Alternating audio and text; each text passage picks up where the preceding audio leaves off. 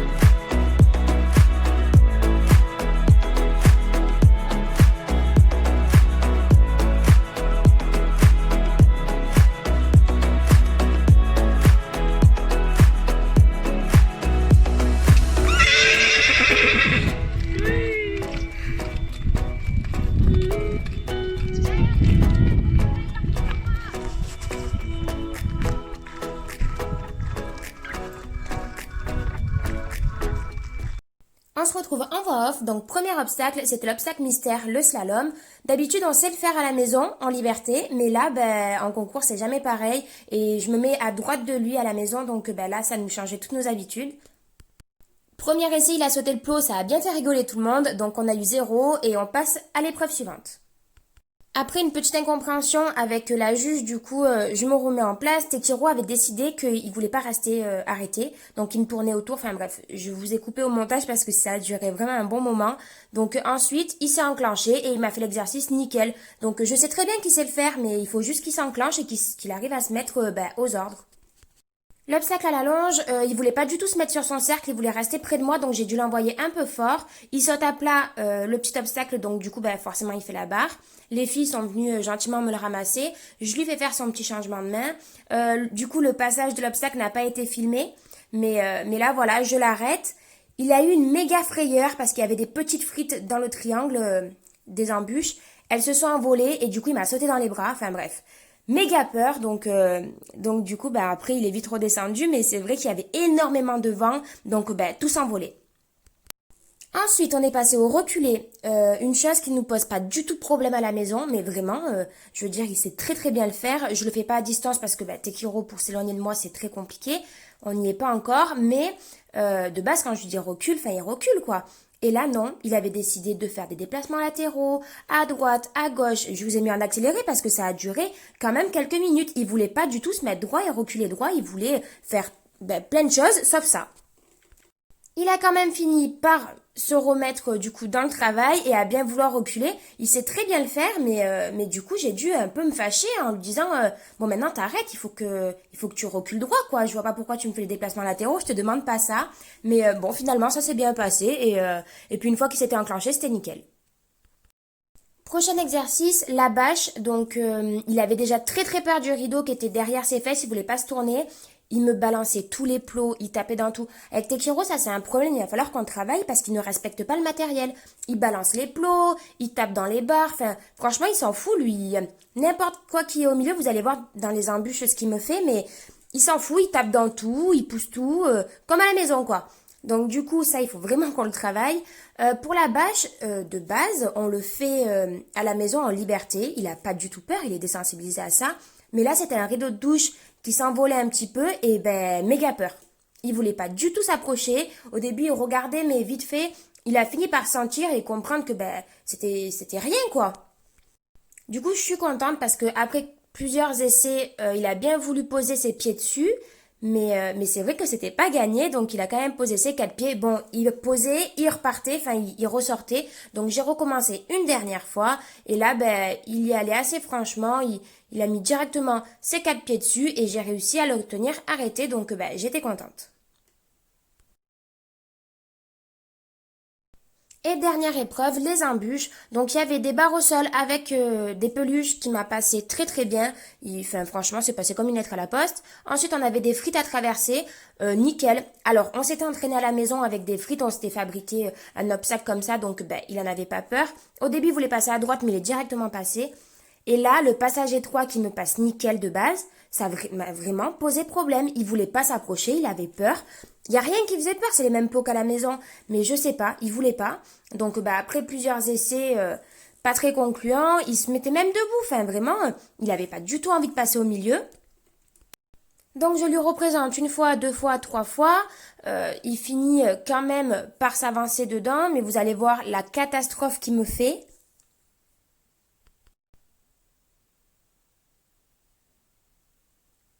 En fait, il a voulu monter sur le plot. Donc en gros, Tekiro, il adore monter sur les plots. Donc il a voulu monter dessus, mais il s'est embranché avec les postérieurs, il a fait tomber. Enfin voilà, Tekiro qui respecte pas du tout le matériel. Donc du coup, j'ai respiré un bon coup. Je lui ai remontré, il a voulu refaire la même chose. Je me suis fâchée, je l'ai envoyé un peu fort pour lui dire non, maintenant on avance quoi. Donc du coup, bref, c'est passé. Ensuite, le triangle, il fallait pas que je rentre dedans, mais je suis rentrée dedans. Enfin, j'étais hors temps. Marine, la juge, m'a dit tu es hors temps, donc fais comme tu le sens quoi. Donc du coup, je suis rentrée, on s'est arrêté vite fait. Et pour le rideau, pareil, elle m'avait donné l'autorisation de passer dessous avec lui. Et au début, tout le monde rigolait. En fait, pendant tout le parcours, Tekiro, il a fait rire tout le monde. Il mangeait le rideau, il voulait l'arracher quoi pour passer dessous sans le rideau. Donc du coup, je lui ai expliqué qu'il fallait passer dessous et pas le manger. Je lui représente une dernière fois et ça finit par passer. Donc j'étais contente de lui. Je lui ai fait des grosses caresses. Enfin, franchement, j'ai bien récompensé. Petite friandise et voilà.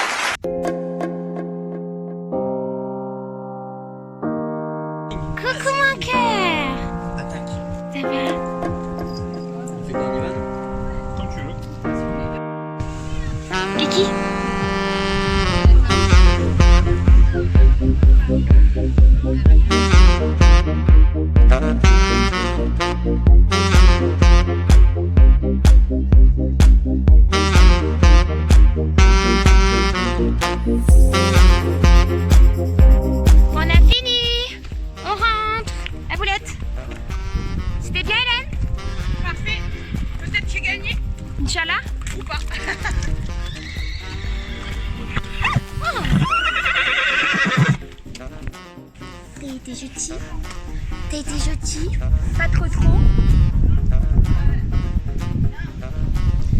Tu fais un peu des caprices. Oui. Oui, oui.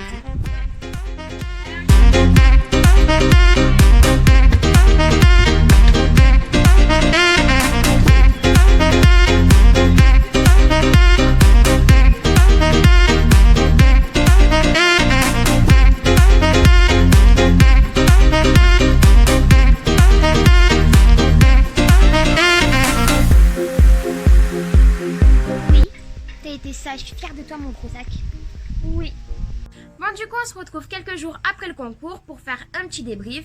Donc globalement la journée s'est super bien passée, on s'est vraiment amusé, l'ambiance était familiale, c'était convivial, c'était vraiment au top.